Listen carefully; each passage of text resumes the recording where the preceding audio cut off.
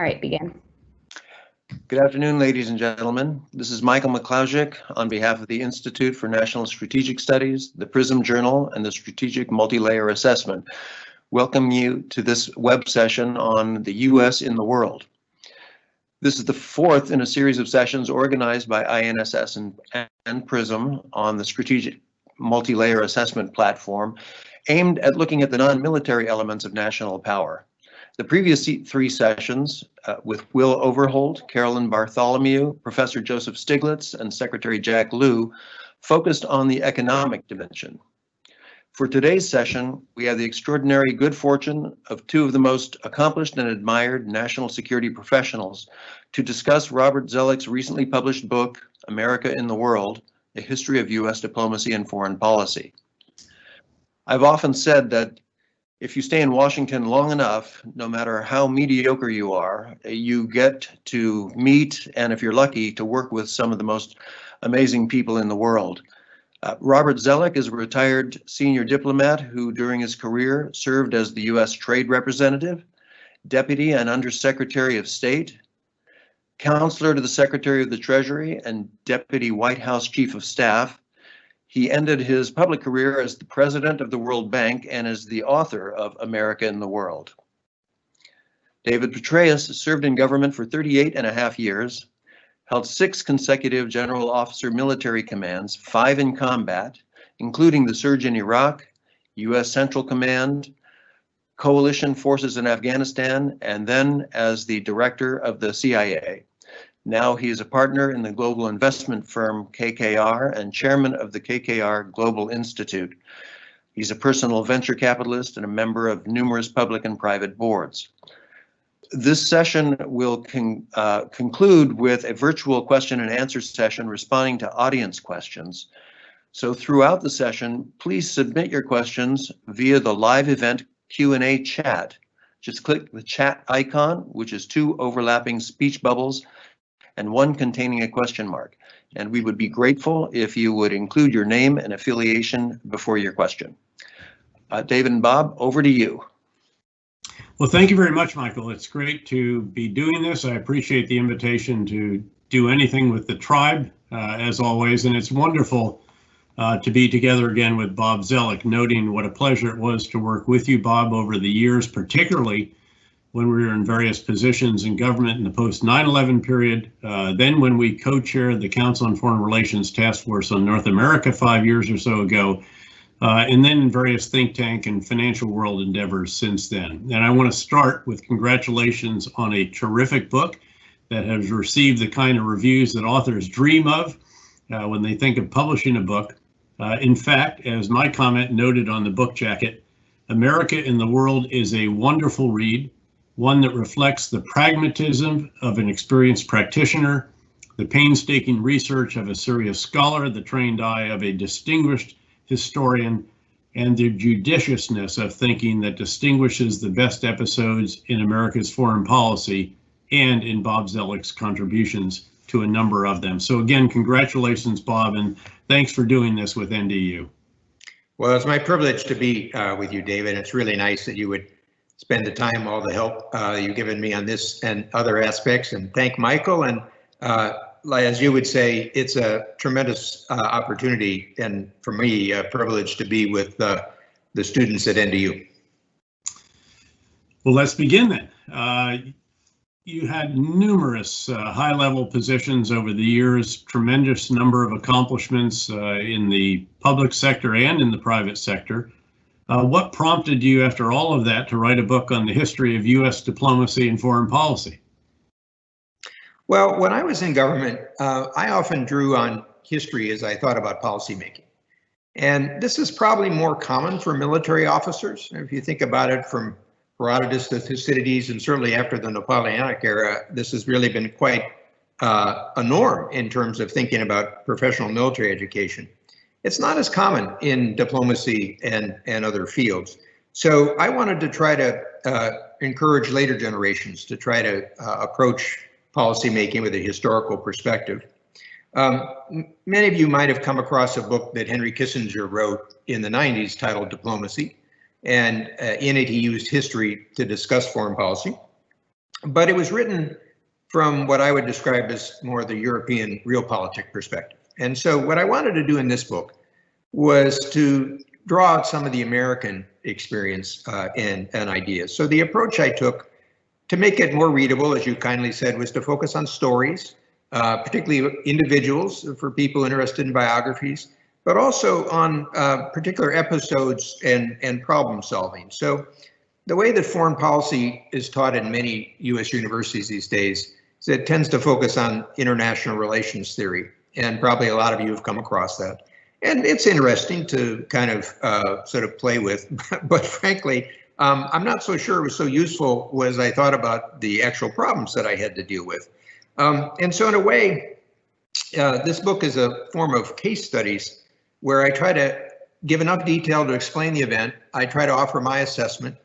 I suppose from a military point of view, it's kind of an intellectual staff ride experience. And then to do a book like this, you have to really enjoy the subject matter. And I have always enjoyed diplomatic history. But some of you may know it's somewhat faded as a field, in part because understandable effort to bring in underappreciated actors and perspectives. But I thought we'd missed something. So Fred Logoval, who just produced a very good first volume biography on Kennedy, John F. Kennedy, wrote a piece where he said, why don't we stop teaching political history? So I wanted to give a little bit of a nudge. And then perhaps like you, David, I used to torture some of my colleagues in government with questions about history because I didn't know how much they knew. And insofar as my younger colleagues learned history, it tended to be from World War II on. And the first 150 years are actually quite fascinating. And I wanted to bring some of those great figures back to life. Well, and you did. And I found, again, compelling, enjoyable. For what it's worth for the students, you can digest this book a chapter at a time because each chapter focuses on one individual who made an important contribution to a particular aspect of America's history in the world. And for what it's worth, you know, I am a former professor of international relations. I had to study international relations theory, you know, realists and idealists and all this stuff along the way. And I must say that I found those schools of thinking, I guess there's some heuristic value in this, but when I was sitting at the Situation Room table, I didn't actually say, well, now what would an idealist do? What would a realist do? How does that help me advise the national security team on this issue? In fact, and I love that description, and you use a term, what you term a pragmatist approach, and that's what you promote as best. I think the students would be interested in your explanation of that, because that I do find to be useful. So the reason I was trying to emphasize pragmatism is that I'm trying to emphasize, again, what officers would know as sort of means and ends and focusing on the practical consequences of their actions. And now and then people can debate abstractions, some might even call them dogmas. But in my experience, the focus was always on what actually worked. And so in particular, you had to pay close attention to realities on the ground. So that may be power, economics, military, technology, sometimes votes. Processes and institutions are really important. How do things actually work as opposed to just the sort of the comment you have? It's important to know the positions of others and their interests, a sense of timing, and perhaps also a recognition that imperfect results in a far from perfect world are actually still relatively good on the scorecard. And so I'm not trying to dismiss the role of ideas, but in my experience and also from my study, people tended to treat them somewhat flexibly. And they, of course, had ideologies, but they didn't pursue them rigidly. And so it's kind of the pluralism of America. And this coincidentally has a connection with a school of philosophical thought in the United States that also focuses on experimentation and practicality as opposed to intellectual conventions. You know, in fact, there's a huge amount to this. You've got to have the right big ideas. You have to have some overarching concept. It has to be grounded. It has to be sensible. It has to, again, address the problem at hand. but it's more than that. And one that we won't have a chance to get into in the list that we discussed is Woodrow Wilson. But maybe right here we could briefly, you might lay out what I've heard you describe in some of your other sessions, that, you know, he had some very powerful big ideas, but he couldn't figure out how to get them adopted, implement them, executed. I think that would be interesting as well. So each of the chapters, I try to not only focus on individual and a problem, but also on an idea, because I'm trying to use this in a way as a storage chest for people to think about different ideas in the future. And so in this chapter, I focus on Wilson as the political scientist abroad. And what I mean by that is the chapter focuses on the decision to go to war in 1914 and 17. And you have a very intellectual president, a man who was president of Princeton, who's forced to try to make very practical choices about dangerous problems forced upon the US, which of course he actually was elected to become a domestic president. But as a political scientist, he found this need to try to explain the actions and how they fit together. And what you see him struggling with, and this goes back to our earliest period, he's struggling with the rights of neutrals in an era where technology, and particularly U-boat warfare, has transformed it. So for students of war, you recall that neutrality was actually a way of trying to regulate conflict among states. It was to try to stop it from spreading and recognize that there were supposed to be limits for neutrals. So how did that work in a world of U-boats where you could no longer make sure you protected neutral shipping? And so he's trying to understand how can he transform this neutrality concept as it sort of breaks down. And he really starts to redefine neutrality as collective security. So he says, well, I'm not supporting alliances because Washington and Jefferson had warned against alliances. He said, I'm supporting a disentangling alliance. Or he tries to say, I'm applying the Monroe Doctrine to the world. And in some ways, for those of you that have read a little bit about the peacemaking of 1919, this kind of previews kind of how he's trying to put an intellectual construct. But what you particularly focus on, and again, officers would appreciate this more than perhaps civilians would, is that Wilson is known for his visions. He's actually pretty good at the tactics, which I explained in the sort of 1914-17 period. What I explained that I think he misses is the operational art. And that's what, in a sense, what you were introducing, David, which is, you know, you have a sense about how you have to connect the strategy with the tactics through the operational positions. And in 1916, I sort of introduced a story that a friend of mine is going to publish in a book next year about, was there an opportunity here to try to mediate a peace? And Wilson wanted to do it. There were some overtures from Germany, some interest from Britain. We certainly had the economic power to force it. But you can never really test it because Wilson didn't know how to do it. And so what I was trying to emphasize in a way, I was drawing a contrast with Teddy Roosevelt, because I have another chapter on Teddy Roosevelt's mediation of the Russo-Japanese War and the first Moroccan crisis. And there you see— Which he earns the Nobel Peace Prize, as I recall. Indeed. I mean, not a trivial accomplishment. Yeah, and he's a very, you know, for a man who we probably associate with San Juan Hill or the Great White Fleet, he's quite skilled as a mediator. And this is the time the American diplomatic corps is, you know, in its early stages. He, in a sense, creates a network. It's almost like in later years, American alliance leaders did around the world. So I was trying to use that chapter to focus on what you and I might call connecting the dots. How do you move from the vision and the tactics to the operational arts in between? And obviously, that's pretty important for officers thinking about the bigger problems they now face. So let's go back to the outset. You begin with a quick examination of America's first diplomat, Ben Franklin. What were his significant contributions and how did he achieve them? And oh, by the way, just for the non-Army officers, this is the crest of the 101st Airborne Division.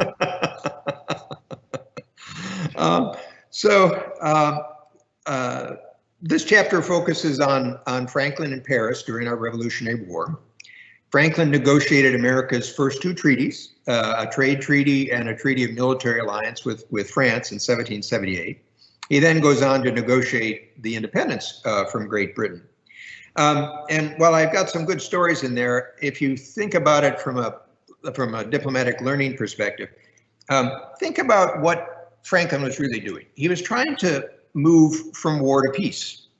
And that's a challenge, of course, that we face over 200 years. He was dealing with a relatively weak hand.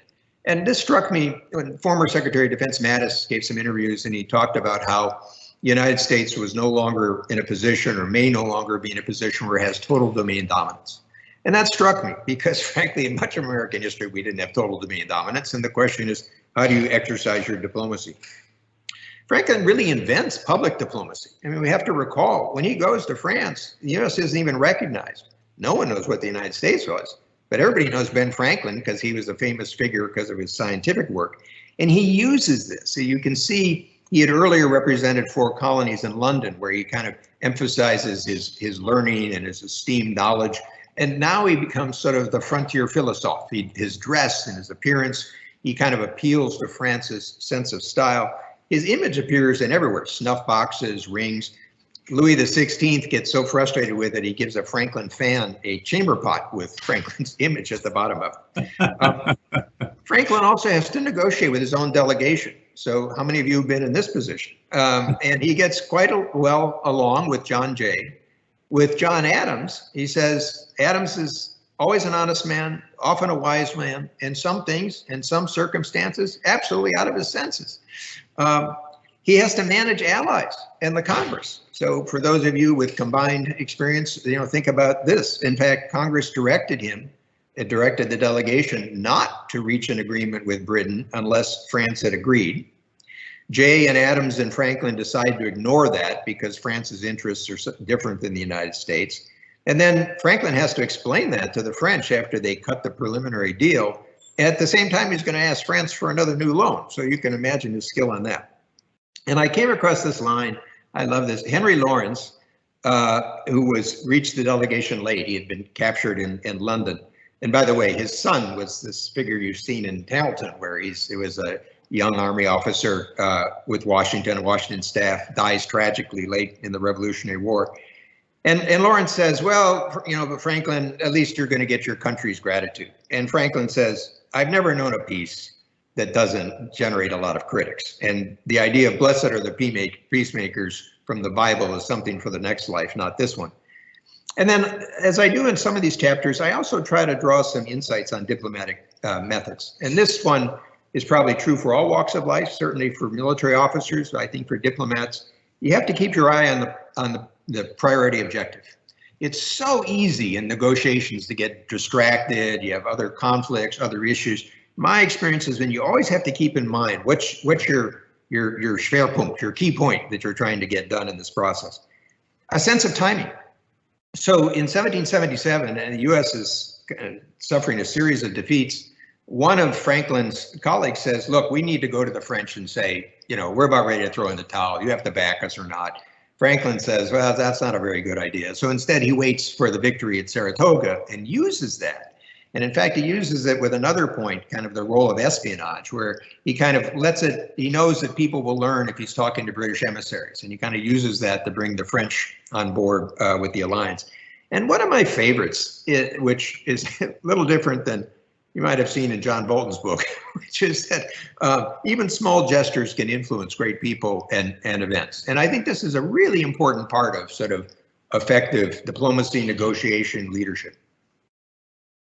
Well, it reminds me of, again, welcome to the world of real diplomacy. And it brings me back to when I was a partner with Richard Holbrooke on various endeavors.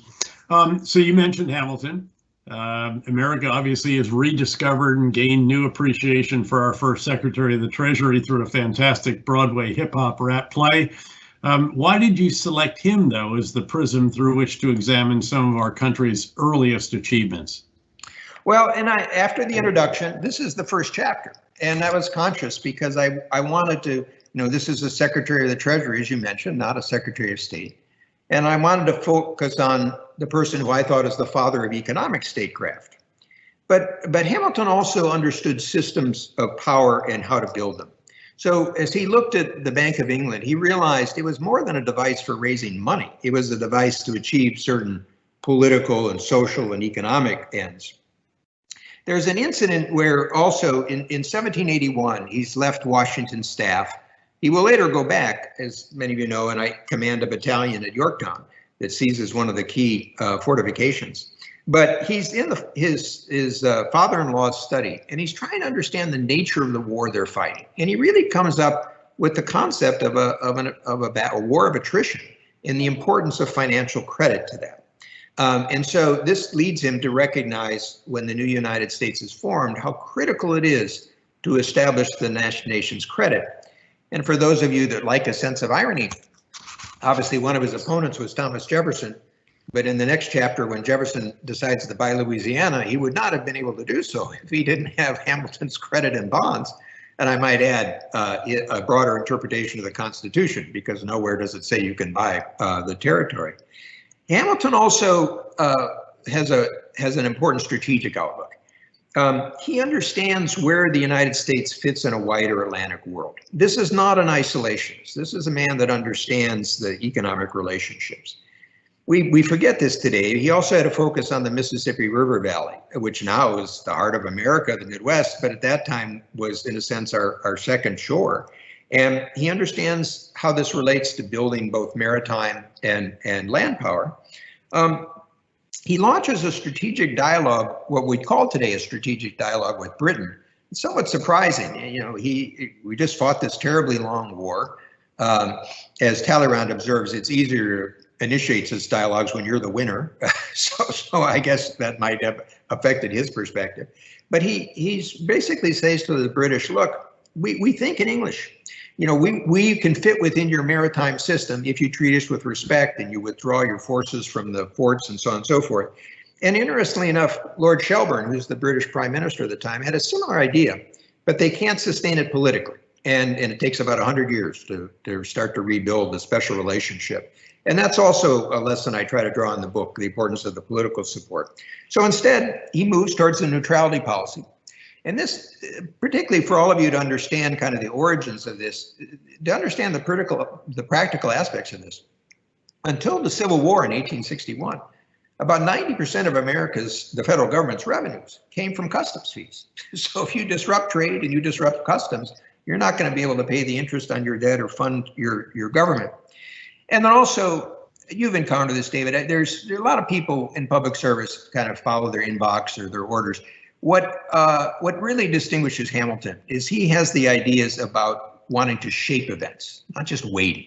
He actually draws this from a French finance minister, Colbert, and he also perceives the whole system and how the parts relate together. So there's a lot to be learned across generations from Hamilton, in addition to hip hop. Yeah, there is. And by the way, a reminder for those who are watching this, please do submit your questions for the Q&A. For Bob and for me, we'll answer on any question that you want to raise. We'll have about 30 minutes starting at 1 p.m. to address those questions. Let's fast forward a bit. You focus on both Abraham Lincoln and his Secretary of State, William Seward, describing them as pragmatic Unionists. What were the key takeaways from their work together as part of what Doris Kearns Goodwin described as the team of rivals?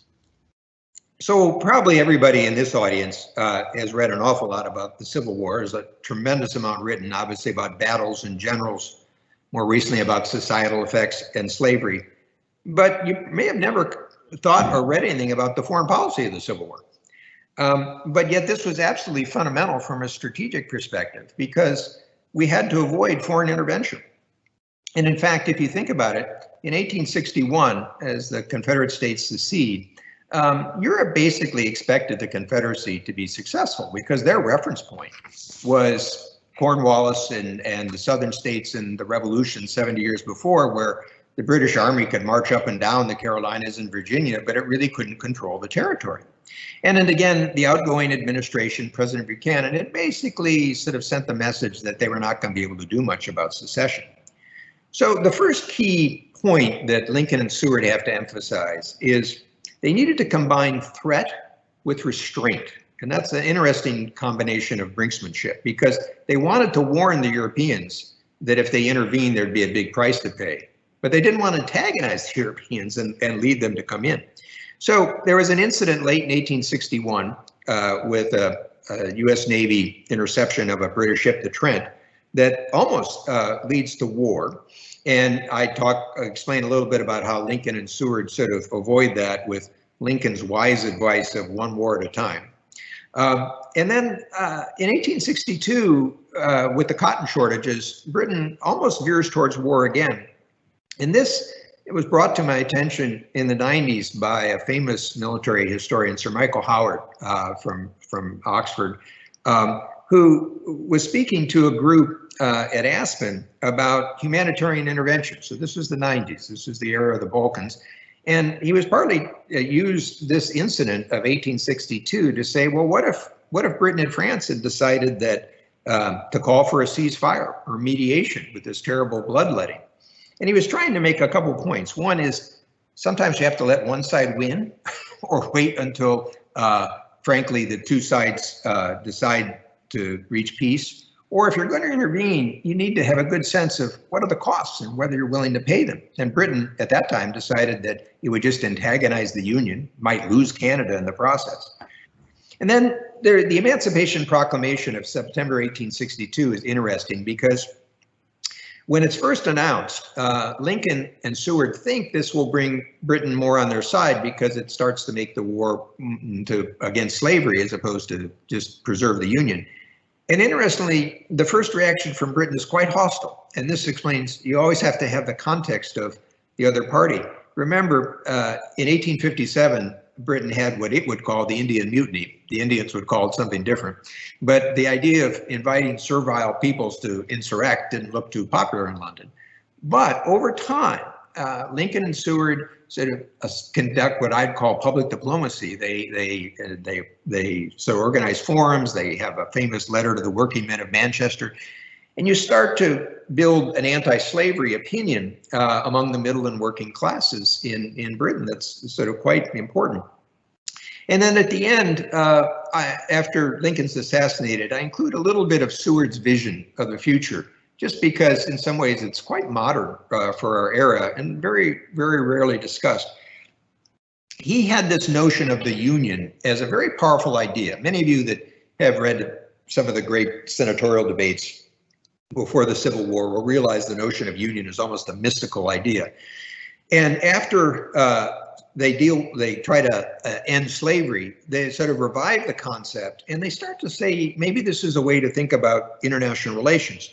And Seward in particular believes that American commerce will be a magnet. He talks about a North American Union, not accomplished through aggression, but through the sort of combined interests. And you remember, the Canadian Confederation is created in 1867.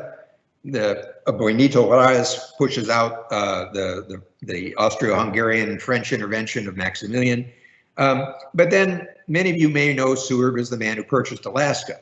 What you probably didn't know was he also tried to get British Columbia. He tried to buy Hawaii, the Sandwich Islands.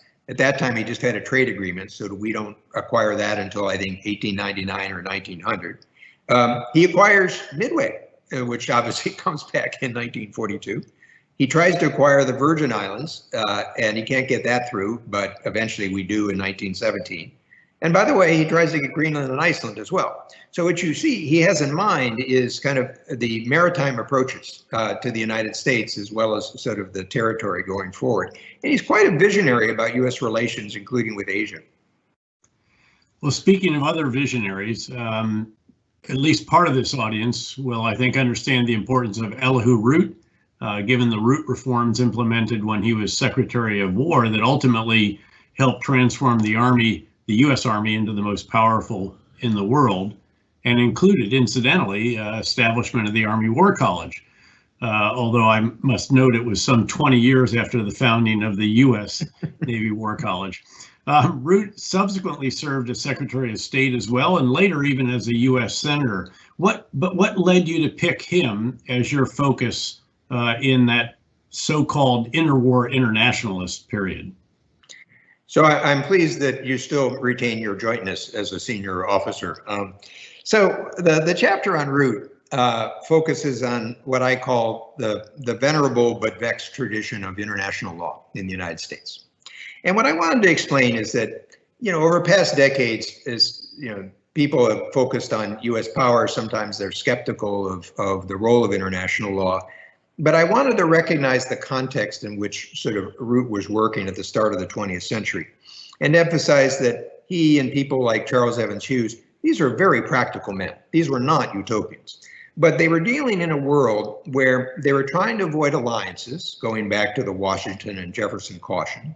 The United States had rejected the League of Nations. They didn't want the traditional European balance of power. So they're trying to understand other ways that America can interact with the world. And by the way, this is a little seed for you to keep in mind, as we go through different phases over coming decades. Some of these ideas from the past, as we decide America's position in the world, may continue to have applicability. But in the case of international law, if you go back and you look at the Declaration of Independence, what is it? It's an indictment of George III. And again, it references the law of nations and decent respect for mankind's opinions. The Jay Treaty of 1795 is the first treaty that actually includes international arbitration. And then there's a treaty called the Rush-Badgett Treaty of 1817, which starts naval disarmament on the Great Lakes and leads to an incredible strategic bonus for the United States, which is a peaceful border with Canada. And then after the Civil War, there's the arbitration of what are called the Alabama claims. Some of you may know that Confederate raiders really devastated the U.S. merchant fleet, and these were arbitrated with Britain, with, by the way, foreign arbitrators. But one of the problems was the Senate was always wary of giving up too much authority to these arbitration courts. They wanted to judge sort of each case. Now, again, for military officers, the role of international law will not be a surprise, because for you deal with it with rules of war all the time and the norms. But in the civilian world, sometimes people are skeptical because it doesn't work like the domestic legal system, obviously. But what I try and emphasize in this chapter is when you hear people talk about rules-based order or international regimes or multilateral norms, think about Elihu Root, because in a sense, the question is, how can these systems help share information, lower the cost of joint action, encourage common outlooks, create incentives, opportunities for mediation, build institutional capacity? And if you think about some of the broader strategic issues you're probably studying these days, whether it be finance or trade or biological security with pandemics or climate issues or data questions, these are the systems that are going to be important in trying to determine how the United States interacts with the world. Well, let's shift now to Charles Evans Hughes in the Washington Naval Arms Control Conference of 1921 and 22. Why did Hughes lead the effort? What was it all about? And are there any lessons for today in this, perhaps? Yeah, this is one of my favorite chapters. And you may be surprised that actually he's got some interesting applicability today. And remember the context. Whenever you look at historical events and decisions, you always have to think of the context people are working in. So Woodrow Wilson had failed after World War I to get his peace treaty through and start the League of Nations. The Senate really felt its oats. It was assuring its dominance. So when President Harding was about ready to nominate his Secretary of State, one of the senators of his own party says, it doesn't matter because we're going to run the show anyway. You had Japan occupying the Shantung Peninsula in Siberia, which was unpopular with the Congress. You still had unresolved issues of the Pacific Islands and League mandates. And people may recall that Great Britain and Japan had an alliance during this period, which was not so popular in the United States. So the question is, how does Hughes sort of regain momentum for the executive branch in America's role? And he recognizes there's a profound disillusionment about America's role in the world because of the expectations of World War I. Maybe there's some similarities today. There's a resolution by Senator Borah that is very popular to sort of cut naval arms. There's budget realities. There's some convergence of international opportunities for change. So he launches this conference, which many people have simply looked at as a question of naval arms control, and given World War II, they see it as a failure. I think it's important to look at the arms control with the regional security context. That's how he was sort of viewing this. And part of the lesson here is to look at arms control as a process, not as a result, not just as a technical exercise. There was a convergence of some national security interests, but they were somewhat temporary. And of course, one always needs to sort of reassess, reinforce, sometimes redirect these systems. When you have an arms control treaty, it may not serve purpose for all time. And particularly for this audience, is interesting effects on the technological advances. So they were basically controlling battleship sizes and the number of battleships and tonnage. So as probably many of you know, a lot of the activity shifts to aircraft carriers and submarines. Chester Nimitz does his Naval War College thesis, I think in 1923, on the ability to project power in the Western Pacific if you don't have bases, because we were prevented from fortifying some of the bases. The Marines obviously developed more of the expeditionary capacity. So it's partly interesting to always watch how technology and strategy will change under the circumstances. Now, as for thinking about this today, if you think about an issue like North Korea, where people have focused on the nuclear arms, you see, it's always been my view that you're never really going to deal with nuclear arms alone unless you deal with the broader security context. And so the chapters in my book make quite clear that if you're dealing with Northeast Asia, you better have a sense of how not only North and South Korea fit, but Japan, Russia, and China. Similarly, so one might argue that some of the debate you've heard about the Iranian nuclear accord was because while it tried to limit the nuclear program, there were ongoing concerns about Iranian aggression in the region and missiles and other aspects. So I'm not trying to take a side on those particular negotiations. What I'm suggesting for the future is you need to see arms control and how it fits in a regional security agenda. And to take one that you probably never thought of from my own experience, in 1989, as I was working with Secretary Baker and President Bush, and we were dealing with the Gorbachev phenomenon, we launched a bold proposal about conventional forces in Europe, the CFE initiative. And we continued to focus on the strategic weapons, but the priority definitely shifted to conventional forces. And this was part of a larger strategy to get Soviet forces to be reduced and out of Europe, and with the political effects. So the message of this chapter is arms control is a tool. It's not just a technical device, but understand the sort of the implications over time, and for goodness sakes, put it in your strategic context. And it's interesting you raised the Nimitz War College thesis idea, because that reminds me of a bit of advice for those who are writing a War College thesis this academic year, to be sure you choose a topic that will provide intellectual capital for you down the road and will help you develop the big ideas that guide your actions when, again, you are somewhere down the road and you are either a strategic leader in your own right, or advising a strategic leader, or on the staff of one of those. You describe one of your subjects as the inventor of the future, Vannevar Bush, and someone whose big ideas and organizational initiatives in the US of the 1940s and 50s produced many of the scientific and technical advances that continue to this day. Tell us a bit about him and why you selected him. Well, I wanted to highlight great Dutch Americans. So there's John Jay, Vannevar Bush, David Petraeus. This was an interesting chapter to include. And Bush is, in a sense, the godfather of an American diplomacy that understands the perpetual role of technological change. And so while much of the book, and indeed probably the courses that people are having, focus on geopolitics or now work in some economics, the point of this chapter is think about how science and technology fits into not only sort of warfare, but diplomacy. Very appropriate today. I might add. And so you think about the importance of the issues with China and the US. It's exactly right. So, and in World War II, people will find it interesting. He has his battles. He gets more support from the Army Air Forces, but eventually FDR gives him sort of a primary role to try to connect the university world and the business world with the military.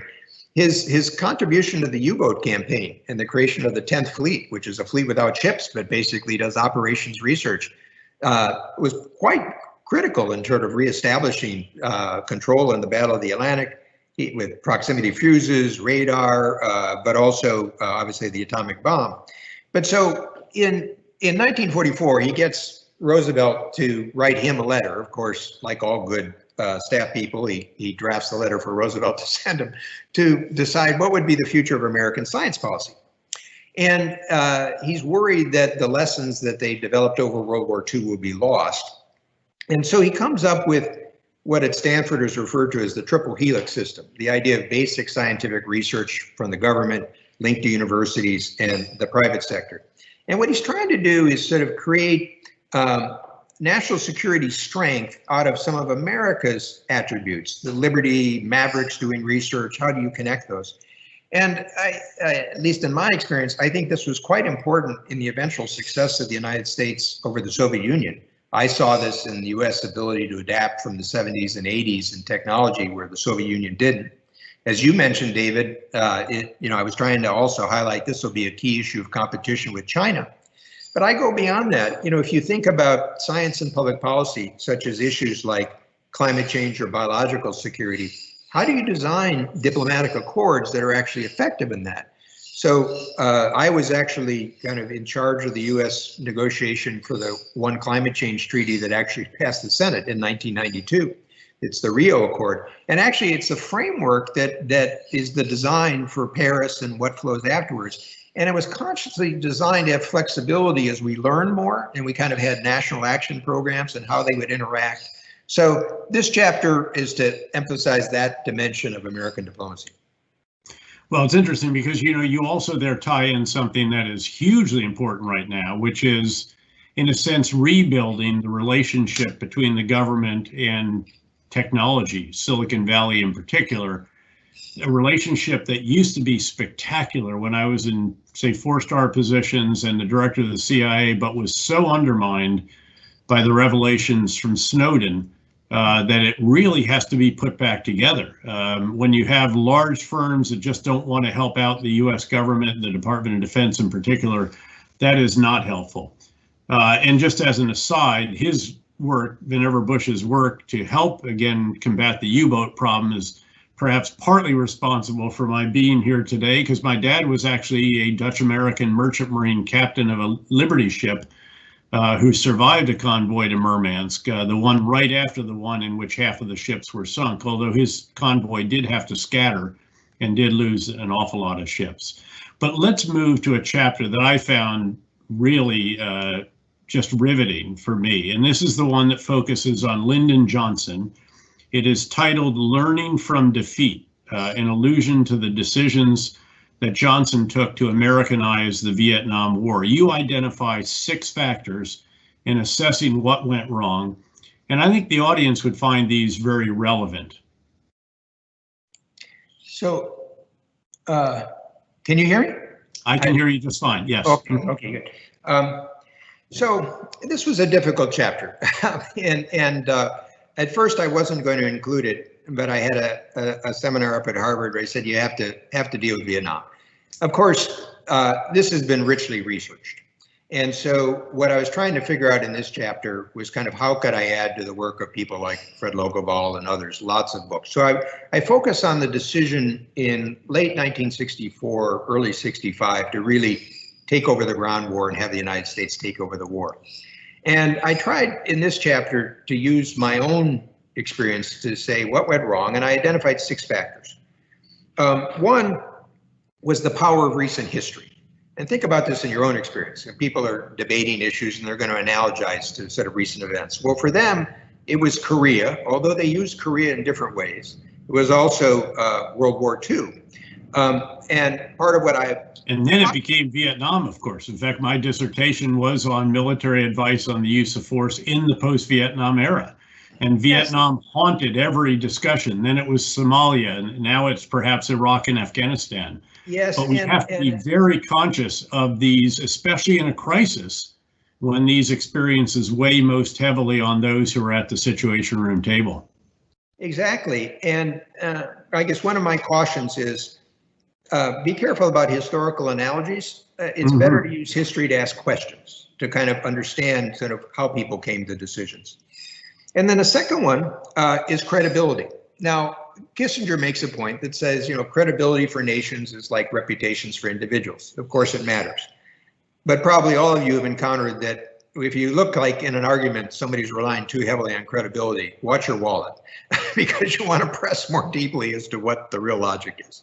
A third and very important one is presidential experience in psychology. So remember, Lyndon Johnson was a Senate Majority Leader.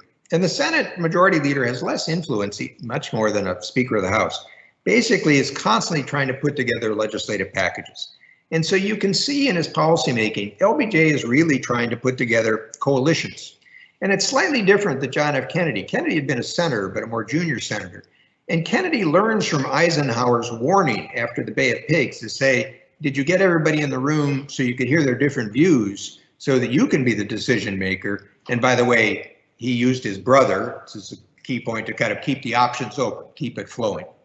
And I think this is a larger caution about the teams around presidents matter a lot in terms of what they would bring.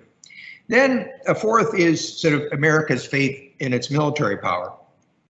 And as all of you know, militaries have to believe that they're going to prevail. I mean, you can't ask people to go into warfare without that. But there's always the challenge about, will this start to become too much of a general purpose tool? Is there a risk of hubris and kind of overuse of military? In the case of Vietnam, you can see that the people around Johnson are not really sure the military is going to be successful, but they say, look, it's better to try and fail. They call it the good doctrine approach, which to me is a sacrificial idea you want to avoid. And so there's a caution there. Then there's combining military power with diplomacy. So one of the interesting things about this period is, where is Secretary of State Rusk? He's basically assuming, well, we have to sort of win the war on the ground and then I'll engage in diplomacy. And here, this is probably, if you get nothing else out of your NDU course, keep in mind, military powers and diplomacy are not distinct steps. I mean, think about how Ben Franklin used the victory at Saratoga as part of his diplomacy. How Jefferson used the threat of organizing a militia to march on New Orleans as part of his negotiation. Or the story with Lincoln and Seward, or Teddy Roosevelt, or frankly, the brilliant leaders of 1947-49 were actually, in a sense, created the Marshall Plan, and which led to the creation of the Federal Republic of Germany and NATO as a way of deterring conflict. So there's a way in which military power can have a deterrence effect without always sort of being on offense. And then there's the last part, which is sort of the failure of advisors. And this is my point about presidential teams matter. Ultimately, the president themselves have to be responsible. But, and David would have certainly seen this, is that there's always a challenge when you're trying to assist presidents and you see the incredible pressure they're under. To what degree are you trying to ease their burdens, but also the risk of being sycophants? And, it's funny.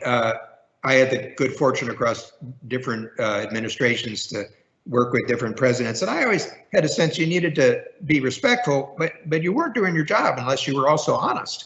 You could be polite and honest, but you had to really sort of point out some of the risks. And Johnson doesn't really have that. He doesn't have a chief of staff.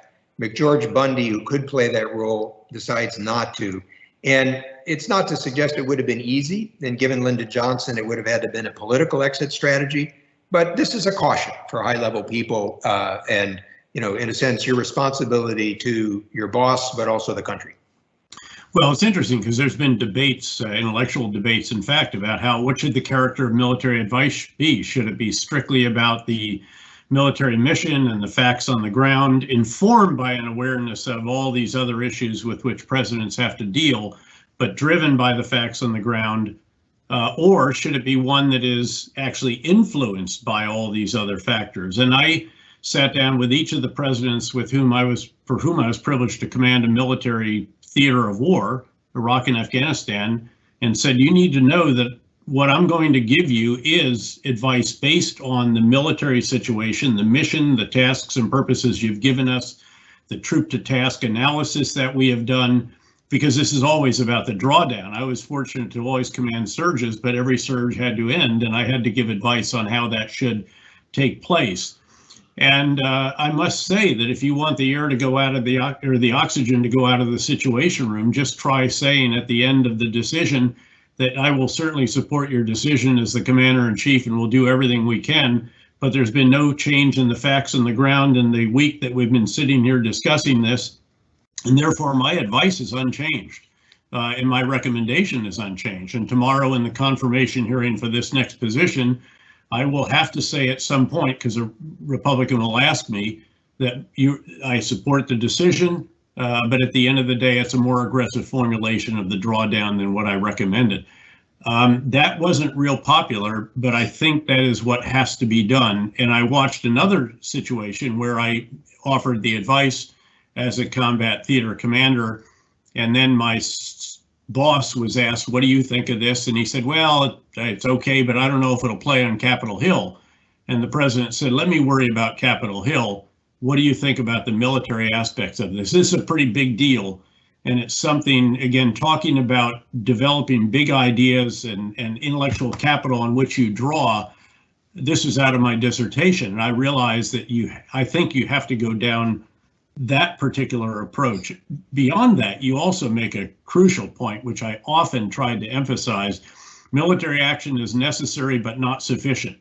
Yes, you got to have security without which nothing else is possible, but then you must solidify the security gains by all the other actions that are taken. So it always has to be a comprehensive whole of government, with S, actually whole of governments ideally, because it's with allies and partners. And now, for the $50 million question, in view of the factors you've just discussed, recognizing that many in the audience will be focused on issues in the years ahead associated with this resurgence of great power rivalries, especially with China, what thoughts might you share with the students on how to deter China from trying to forcefully reunify the mainland and Taiwan? And get your questions in, because this will be the last one until Michael gives us the student questions. Yeah, this is a wonderful question because in some ways it draws together what we've been talking about. And so I would always start by asking, what are your strategic aims? So, and in my case, it would be to preserve Taiwan as a democracy, an economy with links in the world, but not as an independent country. I also have another strategic objective, which is I want to maintain the U.S. alliance network in the Asia Pacific that basically reflects Mahan's concept of sort of a maritime perimeter. Now, these may seem obvious, but it's a very important distinction here, because a lot of the debate you'll see about Taiwan today, I think, really reflect a more visceral desire to stick it to China and the process to support an independent Taiwan. So my first observation would be decide what your core objective is and keep an eye on it. Now, second, Bob, if I could, yeah. Another objective probably should be to avoid burning the boats when it comes to the relationship with China, to avoid a provocative or needlessly provocative, or again, China, at least up until the various tariffs were imposed, was our largest trading partner, and we theirs. So it's a unique circumstance, very different from, say, the Cold War period. And we want that relationship to continue to the extent that we possibly can, while achieving these two other objectives that you highlighted. Yeah, and I think just to expand on that, the second point, and particularly for military officers, if we're going to be serious about defending Taiwan, we need to have operational plans with different scenarios. And I actually expect the invasion is the less likely scenario. It's possible. What's more likely is that China could threaten, blockade, attack, try to create, undermine economic and political confidence, and then they force the US to escalate. And so this goes beyond the idea of sort of narrow war plans with technical specifications. For example, if you think about defending Taiwan, what is your assumption about Japan and allies? And how does your logistics work, depending on your assumption here? And the reason I just highlight this is that retired Admiral Roughead and Eric Edelman did a commission review of the national security strategy, and they asked some of these questions, and an open session, but they raised some issues about those. And so that's back to our operational concept. But third, if you want to add a formal defense commitment, shouldn't Congress commit? So, for example, in NATO, when we created NATO in 1949, Congress insisted that it passes on at vote on each new member. Now, if you think about it, when we had the strife in the Taiwan Straits in the 50s, Eisenhower actually required sort of a congressional resolution. And so part of my point here again, which I think the military should be particularly alert to, is that if we start to escalate the nature of the debate, let's make sure the public and everybody understands kind of what they're getting into in the process.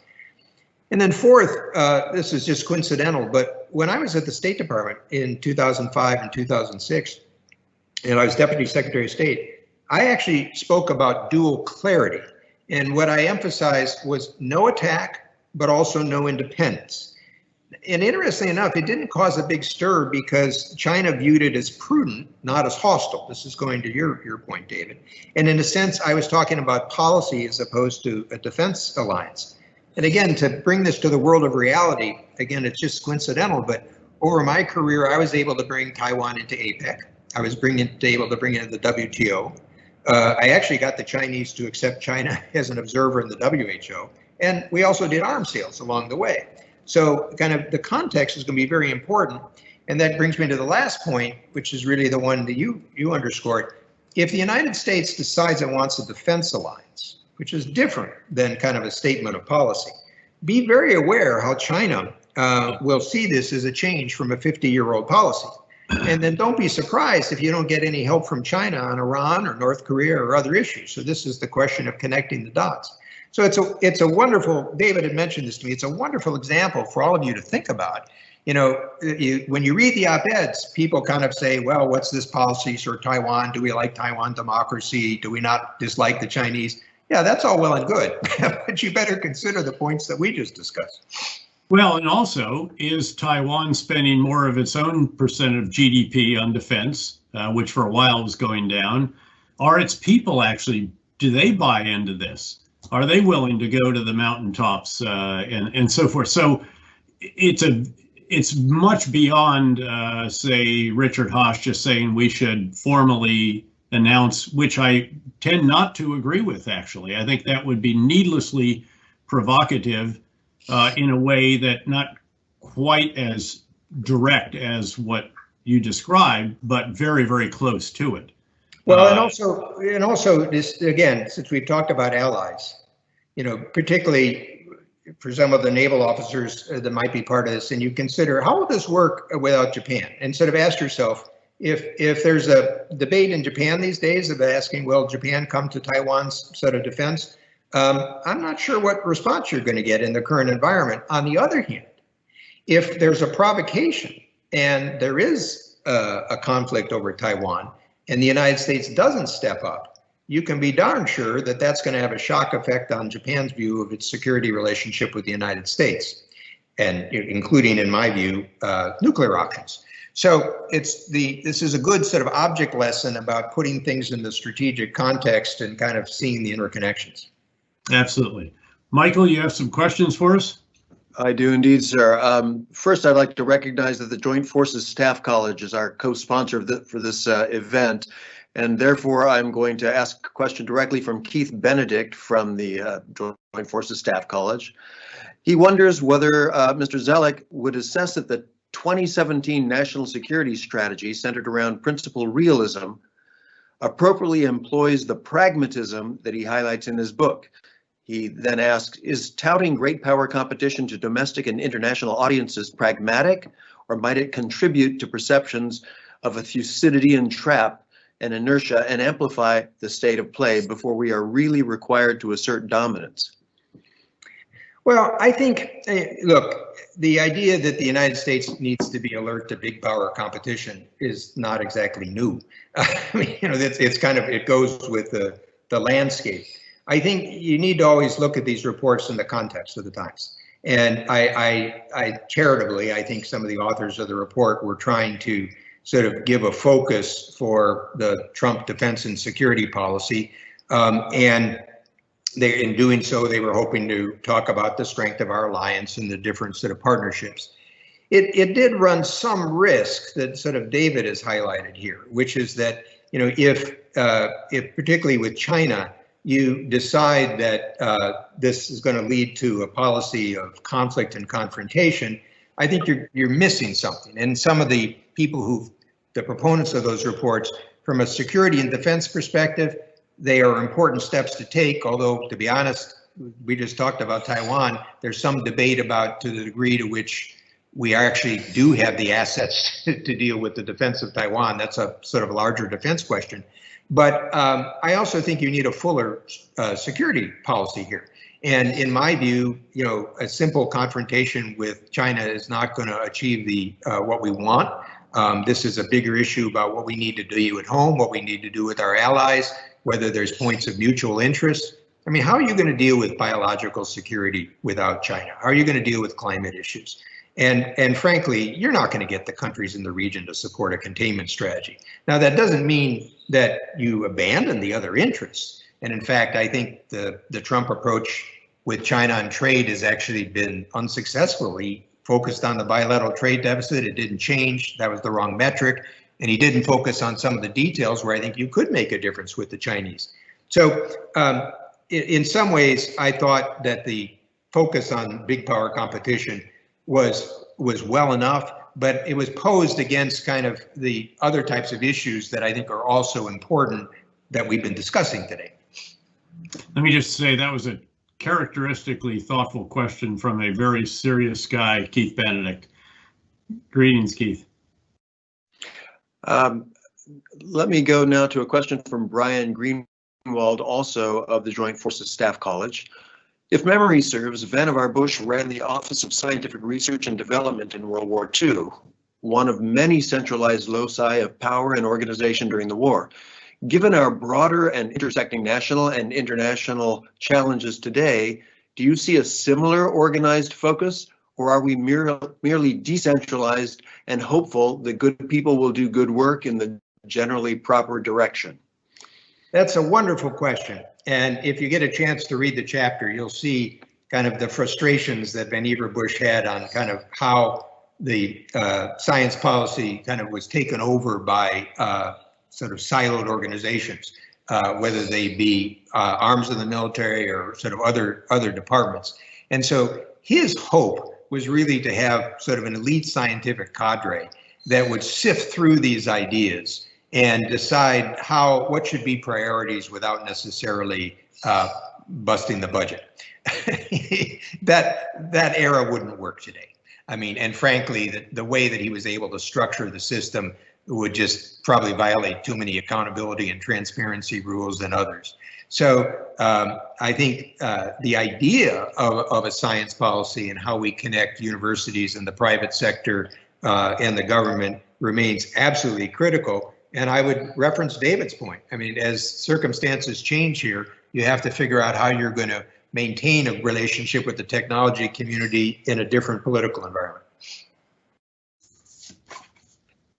Thank you. General, any comment on that? Or should I go to the next one? No, go ahead to the next one. Thank you. Okay, the next question from the Institute for National Strategic Studies. Gentlemen, China today is using the Belt and Road Initiative as the carrot and wolf warrior diplomacy as the stick in its efforts to increase its international influence at U.S. expense. How can the U.S. compete with China's aggressive diplomacy? So let's break this into two pieces. On the wolf warrior diplomacy, I'm not sure how productive that is for China. And in a sense, I think it reflects some of the changes you've seen in China under Xi Jinping. So to give you an anecdote on this, when Xi Jinping took power in 2012, he created a documentary film about the end of the Soviet Union. And he ordered all the party cadres to see the film. And if you had created such a film in Europe, it would have been how Gorbachev was the hero that ended the Cold War. The Chinese version is a little different. It has Gorbachev as the man that abandoned the Communist Party, destroyed his country, and the not so subtle message is it's not going to happen here. And I think this has been part of an overall process by which Xi was concerned about the corruption and degradation of the Chinese Communist Party, and he wanted to restructure it as the leading force.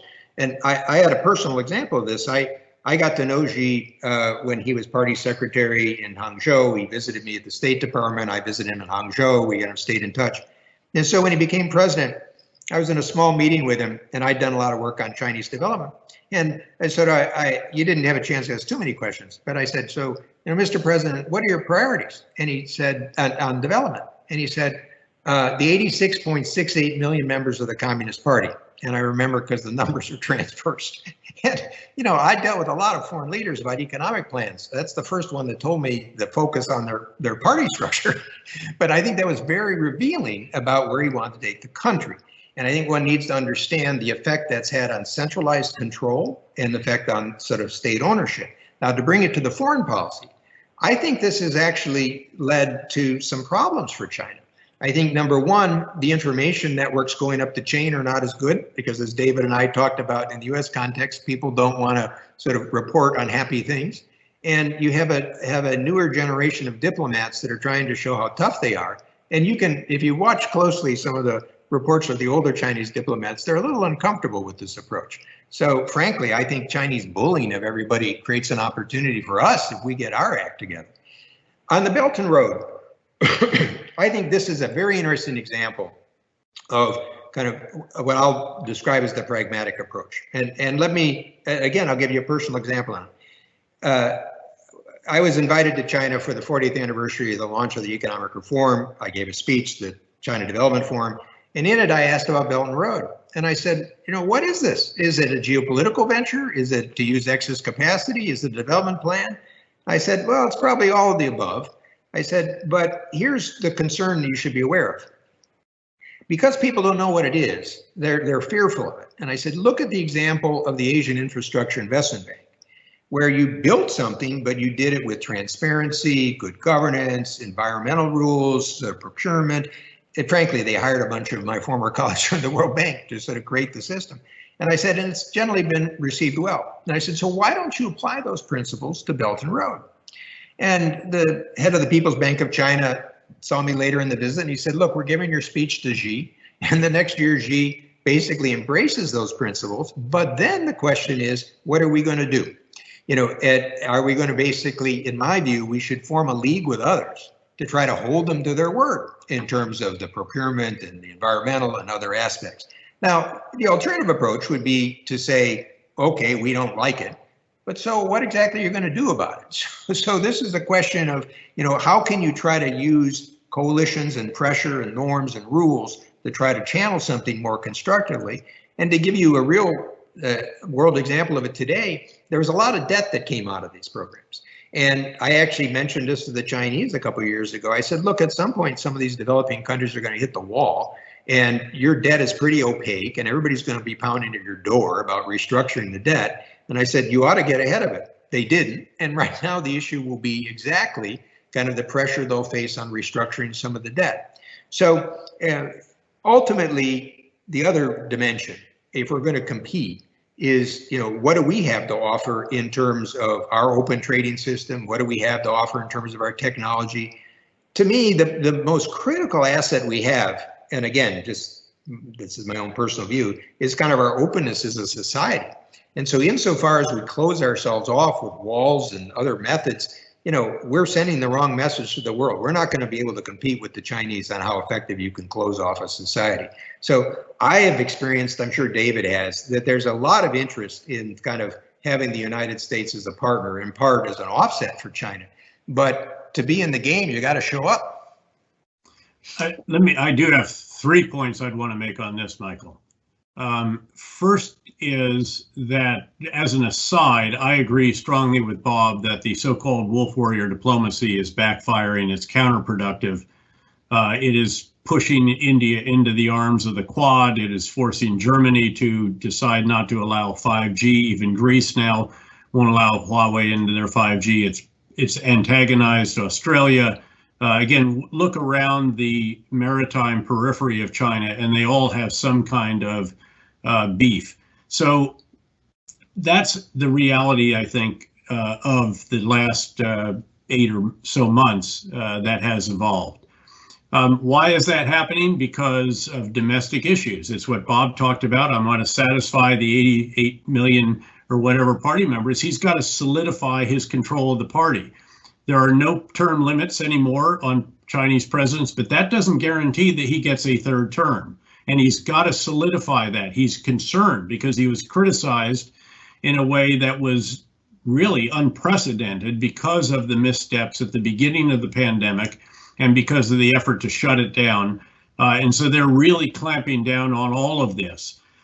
He has the following objectives. He wants to be the president for a third term. He wants to keep all three titles that he has: president, the head of the military structure, and the party title. And he'd like to upgrade that title from general party secretary to chairman, something only Mao has had in the past.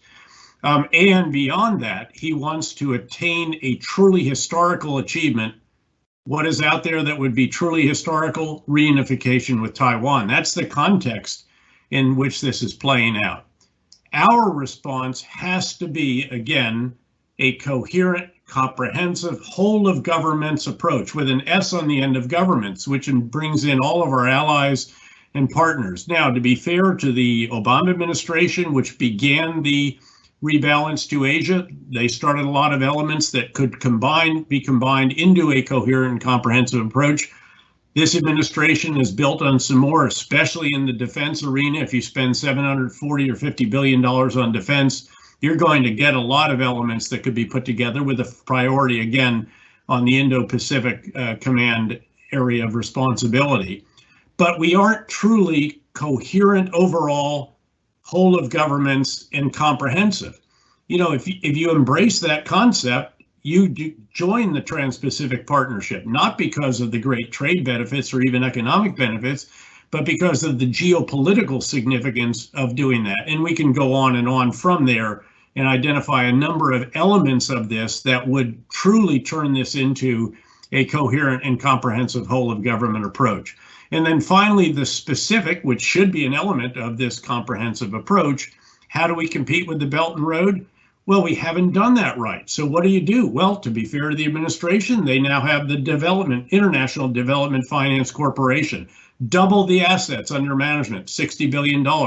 Trivial compared to $1 trillion of China, but not if you tie it together with, as Bob said, the Asia Infrastructure Development Bank, perhaps the Asia Development Bank, Japan, UK's DFID, the UAE, all of these come together, and you now can compete. And oh, by the way, you can give much better terms in certain respects that we will allow you to build it your way with your workers, with your construction materials, rather than bringing all of that in from China, and thereby not only building infrastructure that you need, but also building the talent pool that will be needed to maintain that infrastructure over time. And oh, by the way, not do it with debt trap diplomacy, which is going to plunge you into real trouble down the road. So that's, I think, what is really needed here. And I'd contend this is the pragmatic approach that, you know, former World Bank president and Deputy Secretary of State Zoellick championed in his many years, including when he was the right-hand man for James Baker in a host of different areas from the White House to the State Department. Michael. Thank you both. This question is from Jerry Krieger from the Near East Studies, NISA, our regional component within National Defense University. Do you consider U.S. weapon sales to Taiwan to be provocative, given China's resolve to maintain control of its rogue province? And how far should the U.S. be willing to go? Security of Japan and the U.S. commitment is slightly different than that of Taiwan's security, given that it is a known red line for the Communist Party of China. So I don't consider it provocative. And in fact, with the, obviously China doesn't like it, but I mentioned the WHO and the WTO and APEC. I was also part of arms sales to Taiwan. And frankly, I think arms sales to Taiwan are going to go down easier in Beijing if you don't have a posture of total confrontation. So one has to recall, you know, how they're going to perceive some of these issues. Now, a subject that David and others in the audience will know more, is that I actually think that the what Taiwan is now starting to buy is kind of more useful too. David referred to kind of the Taiwanese commitment, not only as a percentage of GDP, but frankly, they bought a lot of platforms that would have been taken out quite early. So if you want to, this goes back to my point about having a sense of kind of your strategy and your operational concept. If you expect that the most likely Chinese pressure would be to create a blockade and in various ways and to try to undermine Taiwan's economic confidence, then frankly, what you're going to want to try to do is have a lot of tunnels. You're going to want to have a lot of storage of facilities. You're going to want to have the capability to deal with that sort of action as opposed to trying to fight a traditional conventional war. From my understanding, that's not exactly where Taiwan deployed its military assets, but it's starting to do so. And frankly, yes, we should support that. Now, the distinction I'm trying to make is, we do have something called the Taiwan Relations Act, and it's not the same as a security treaty with Japan or other allies, but it is a basis that we've had before. And frankly, what I would have said, even go so far as to say that as long as you emphasize that Taiwan should not be independent, then I'm also comfortable saying that it shouldn't be attacked. As opposed to the dual ambiguity of the past, where we wouldn't make clear what we're trying to do. The problem with the current debate is there's an undercurrent that people want to have a defense relationship with Taiwan as an independent Taiwan, and that you're going to get a provocation on that. I agree with David. I think that's one of these issues that Xi's political standing would depend on, and so. It goes to this point about where I started. What is it you want to accomplish? What is your aim? If your aim is an independent Taiwan, get ready for some pretty nasty circumstances. If your aim is an autonomous democracy that's a little ambiguity, I think you can achieve that. I strongly agree with that, Michael. And as a little bit shameless, but I have actually written on a coherent, comprehensive whole of government's approach to China at the Belfer Center at Harvard, where Bob and I were fellows together for 6 years. And I'll send you the link to that, Michael, in case anybody is actually interested in that. Thank you, sir. The next question is from Dr. Tony Fegan from the Joint Advanced Warfighting School. Has the polarized political environment created an inability to create consensus and alignment on big issues, such as strategy? Congress continues to pass bills and the president signs those bills into law, but those laws appear to be either low-hanging fruit or important to the American economy. How do we get to consensus on strategies for vital national interests? Well, that's a very serious question. And kind of all of you operated in the defense community would have a better sense of some of the difficulty. I still find that if you look at the key defense committees of Congress, there's a lot of common ground about what one needs to do. And in fact, if anything, probably the frustration is there's a common ground about protecting traditional weapon systems as opposed to moving to some of the newer ones. So I believe that there's the basis there for working with the Congress on these issues. I mean, Dave would have a sense of this. He was respected on both sides of the aisle. I think other, senior officers are respected. Their opinions are respected on this.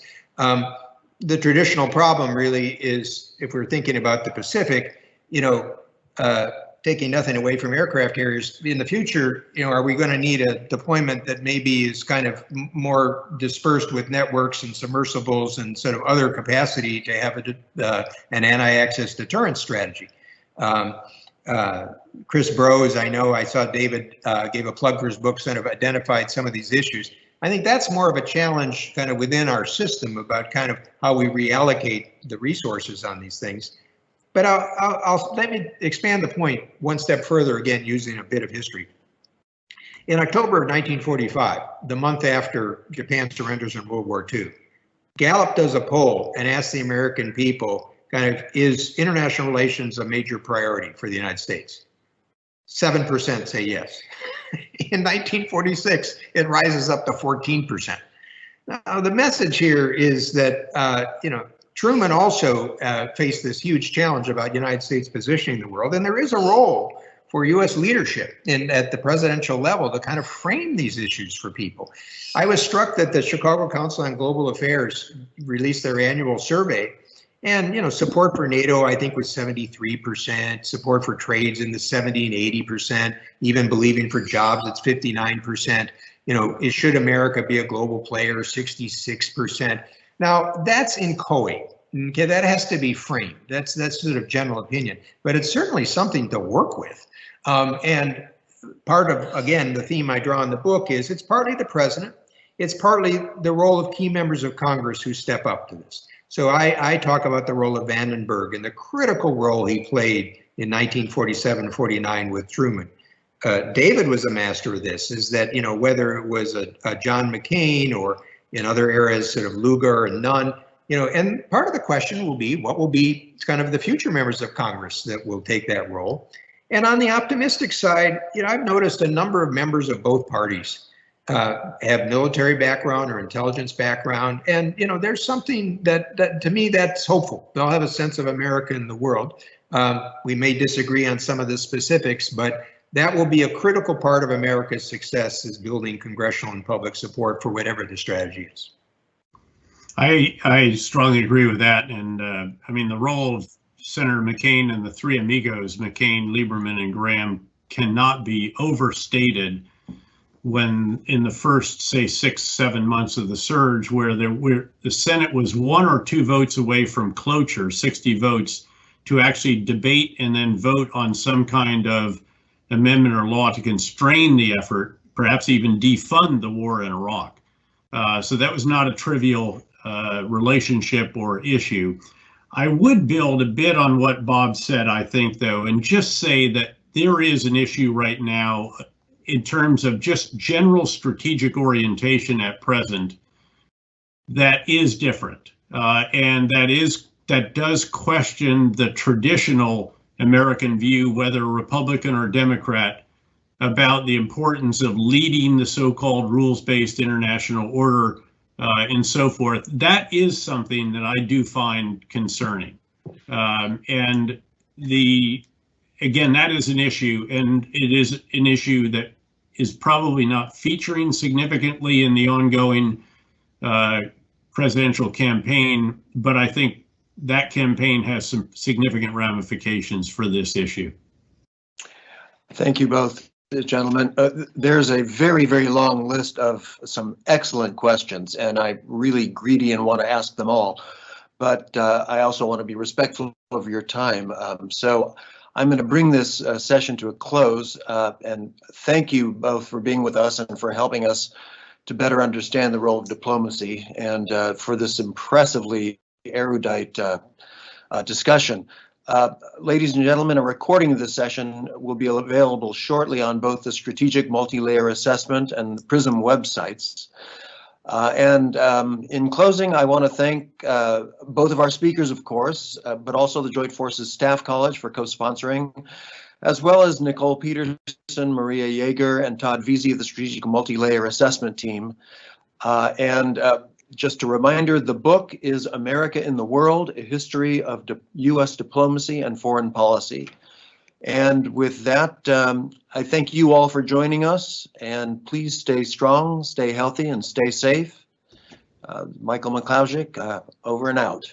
Thank you, Bob. Thanks, Michael. Thank you, David. Thank you, Michael, and thank you to all the officers here.